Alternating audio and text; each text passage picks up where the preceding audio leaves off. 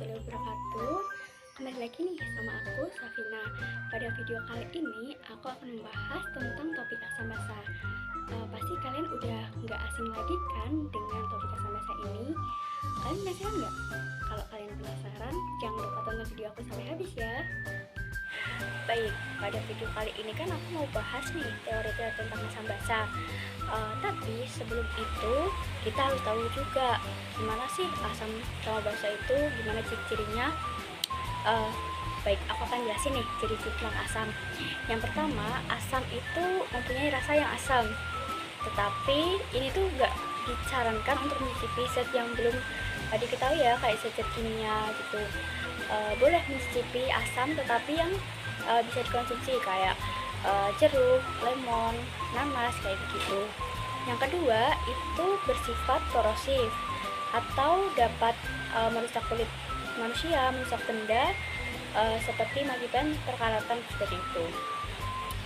Yang ketiga, itu dapat menghantarkan arus listrik atau bersifat korosif. Yang keempat, asam ini dapat merubah kertas lakmus menjadi merah. Jadi misal kertas lakmus biru ya, itu bisa berubah menjadi merah. Sedangkan kalau kertas lakmus merah itu warnanya tetap merah. Lalu asam itu mempunyai derajat keasaman kurang dari 7 atau pH kurang dari 7. Dan semakin kecil pH itu akan semakin kuat asamnya. Asam ini juga bisa bereaksi dengan logam loh. Apalagi kalau bereaksi dengan logam, oksigen, dan di udara yang lembab itu bisa mengakibatkan perkaratan atau korosi seperti itu. Lalu yang selanjutnya ada ciri-ciri basa. Kalian udah tahu belum? Ciri-ciri basa itu yang pertama terasa pahit, tapi ini juga tidak disarankan untuk dicicipi secara langsung ya. Yang kedua itu ada beberapa zat yang bersifat beracun bagi tubuh manusia. Yang ketiga itu wujudnya jika dimurnikan berupa kristal padat. Yang keempat, terasa licin di kulit seperti sabun yang kita gunakan sehari-hari seperti itu ya. Yang kelima itu basa dapat merubah kertas lakmus menjadi biru. Misal ya, kertas lakmus merah kalau dicelupkan ke dalam larutan basa itu akan berubah menjadi warna biru, sedangkan kalau kertas lakmus biru warnanya akan tetap biru di lautan basa gitu. Lalu untuk sifat yang selanjutnya yaitu mempunyai derajat keasaman yang lebih dari 7 atau pH lebih dari 7. Dan semakin tinggi pH-nya itu akan semakin kuat basanya. Sekarang kan kita udah tahu ya gimana ciri-ciri asam, gimana ciri-ciri basa. Selanjutnya aku mau jelasin nih teori-teori yang berkaitan dengan asam basa. Ada 3 teori yang akan aku jelasin. Yang pertama ada teorinya Arrhenius, yang kedua ada teori asam basa dari Bronsted-Lowry, dan yang ketiga ada teori asam basa dari Lewis. Sebenarnya dasar pemikiran dari ketiga teori ini berbeda-beda ya teman-teman, tetapi antara satu teori dengan teori lain itu saling melengkapi dan memperkaya. Misal ada hal yang tidak bisa dijelaskan pada teori Arrhenius itu dilengkapi oleh teori Bronsted-Lowry. Begitu juga dengan teori Lewis, yaitu menyempurnakan atau memperkaya teori yang belum bisa dijelaskan melalui teori dari Bronsted-Lowry dan juga Lewis. Oke, yang pertama ada teori asam basa dari Arrhenius. Arrhenius ini mengungkapkan atau mengungkapkan teorinya tentang asam basa ini pada tahun 1887. Yang mengemukakan bahwa asam itu merupakan suatu zat yang jika dilarutkan ke dalam air ia akan menghasilkan ion hidronium atau H+. Asam ini umumnya merupakan sifat senyawa kovalen yang bersifat asam ketika dilarutkan dalam air. Nah, untuk lebih jelasnya bisa dilihat di persamaan reaksi antara HCl dengan H2O di samping ya. Reaksi ini itu akan menghasilkan ion H3O+ dan juga Cl- teman-teman. Nah, ion H3O+ inilah yang mengindikasikan bahwa HCl itu bersifat asam, karena ketika HCl direaksikan dengan H2O ia menghasilkan ion H3O+. Begitu juga dengan HBr ketika direaksikan dengan H2O, dia juga akan menghasilkan ion H3O+ dan juga Br-, dan juga asam-asam lainnya. Perlu teman-teman ketahui juga bahwa satu molekul itu tidak hanya bisa melepas satu ion H+ saja ya teman-teman, bisa melepas 1, 2, ataupun 3. Kalau yang melepas 1 H+ itu namanya asam monoprotik, sedangkan yang melepas 2 ion H+ itu namanya asam diprotik. Nah, untuk contoh dari asam diprotik ini ada H2SO4 ya teman-teman. Saat H2SO4 ini direaksikan dengan air, dia akan menghasilkan 2H+ dan juga SO4 diamin. Nah, dia akan melepaskan 2H+ nih, makanya ia disebut asam diprotik seperti itu. Arrhenius ini juga mengelompokkan asam menjadi 2, yaitu asam lemah dan asam kuat. Asam lemah itu mempunyai derajat ionisasi yang kecil, tidak mudah terurai, dan sedikit menghasilkan ion H+ dalam larutannya. Sedangkan kalau asam kuat itu derajat ionisasinya besar atau mudah terurai dan menghasilkan banyak ion H+ dalam larutannya. Contoh untuk asam kuat itu ada HCl, HBr, Hi, H2SO4, terus ada HClO4. Lalu gimana sih pengertian basa menurut teori Arrhenius?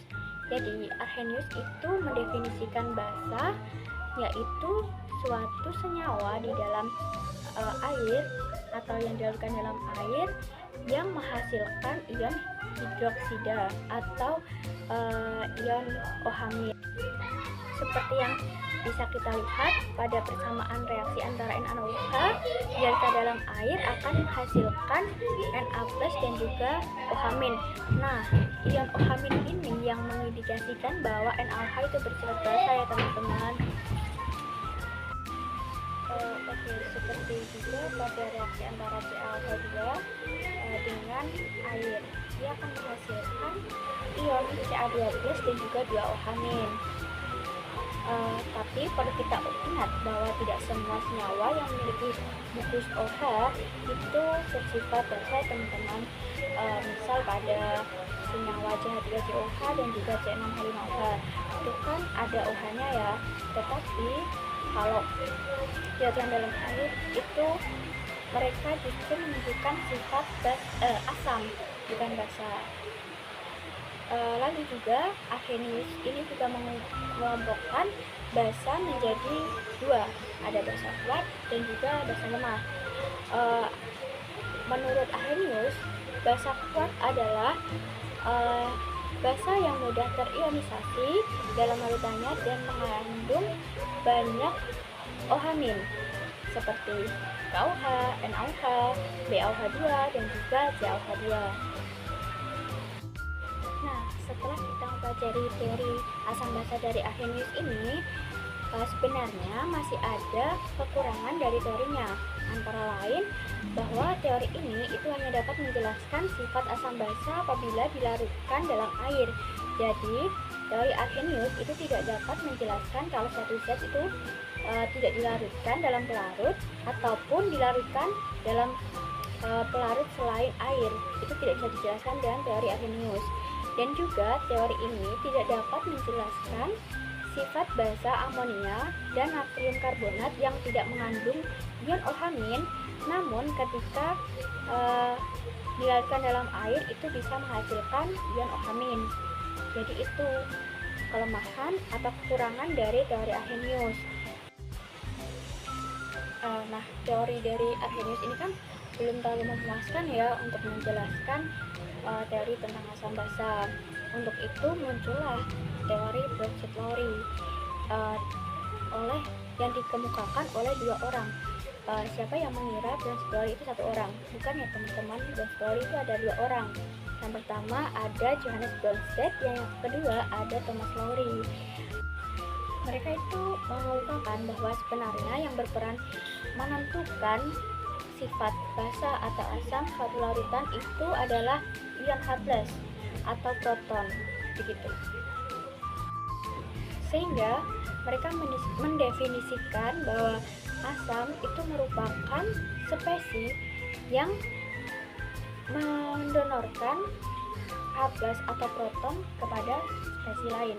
Nah, spesies ini dapat berupa ion atau molekul ya. Sedangkan kalau basa itu spesies yang menerima atau sebagai aseptor dari H+ atau proton. Untuk lebih jelasnya bisa dilihat nih pada persamaan reaksi di samping. Ini ada persamaan reaksi antara HCl dengan H2O. Kan kita bisa kita lihat ya, ini antara HCl dengan H2O ini menghasilkan produk H3O+ dan juga Cl-. Karena pada saat bereaksi HCl ini mendonorkan atau memberikan H+-nya kepada H2O sehingga menghasilkan H3O+ dan Cl-. Sehingga dapat disimpulkan bahwa HCl ini bersifat asam karena dia kan memberikan atau mendonorkan H+-nya kepada H2O. Sedangkan H2O ini bersifat sebagai basa karena dia menerima atau sebagai akseptor H+ atau proton dari HCl tadi. Dan antara HCl dengan Cl- itu disebut sebagai asam basa konjugasi. Begitu juga dengan H2O dengan H3O+, ini disebut basa dan asam konjugasi gitu. Namun teori Bronsted teori ini juga mempunyai kekurangan ya. Antara lain teori ini tuh mempunyai keterbatasan. Misal untuk menjelaskan reaksi-reaksi yang tidak melibatkan proton atau H+. Misal reaksi antara senyawa NH3 dan BF3 itu kan tidak melibatkan proton atau H+. Dan juga reaksi yang melibatkan senyawa-senyawa kompleks itu tidak bisa dijelaskan oleh Bronsted teori. Lalu pada tahun 1932 ada ahli kimia yang bernama J.N. Lewis, yaitu mengungkapkan konsep baru mengenai asam basa yang dikenal sebagai asam Lewis dan basa Lewis. Konsep asam basa dari Lewis ini itu lebih mengutamakan atau menekankan serah terima pasangan elektron dari suatu senyawa. Serah terima inilah yang menentukan suatu senyawa itu bersifat asam atau basa. Dan lalu gimana sih pengertian asam dan basa menurut Lewis? Nah, pengertian asam menurut Lewis ini adalah suatu senyawa yang dapat menerima pasangan elektron atau akseptor elektron dari senyawa lain. Sedangkan basa atau yang bisa disebut basa Lewis itu adalah senyawa yang mendonorkan atau memberikan pasangan elektronnya kepada senyawa. Nah, untuk lebih jelasnya lagi bisa dilihat reaksi antara BF3 dan NH3 di samping ya. Pertama-tama kita menggambarkan struktur Lewis dari NH3 dan BF3 terlebih dahulu. Nah, seperti ini nih struktur Lewisnya. Nah, pada NH3 di N-nya itu kan ada pasangan elektron ya, spasian pasangan elektron. Dan di BF3 ini ada kekurangan elektronnya 2. Nah, saat reaksi NH3 ini akan mendonorkan atau memberikan pasangan elektronnya kepada BF3 dan BF3 sebagai penerima. Jadi dapat disimpulkan bahwa pada reaksi ini NH3 bertindak sebagai basa Lewis karena dia kan mendonorkan pasangan elektronnya kepada BF3, sedangkan BF3 bertindak sebagai asam Lewis karena dia menerima donor pasangan elektron dari NH3. Seperti itu teman-teman. Namun teori ini juga memiliki keterbatasan ya, Antara lain, teori ini tidak dapat menerapkan sifat asam yang memang tidak menerima pasang elektron seperti pada HCl, HNO2, dan H2SO4. Teori ini juga tidak dapat memprediksi kekuatan relatif asam atau basa secara kuantitatif dan menyeluruh.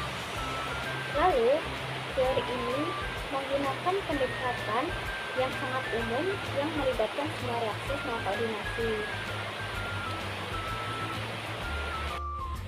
Sekian video aku tentang asam basa kali ini. Kalian jangan lupa like dan komen di video aku ini ya. Terima kasih. Wassalamualaikum warahmatullahi wabarakatuh.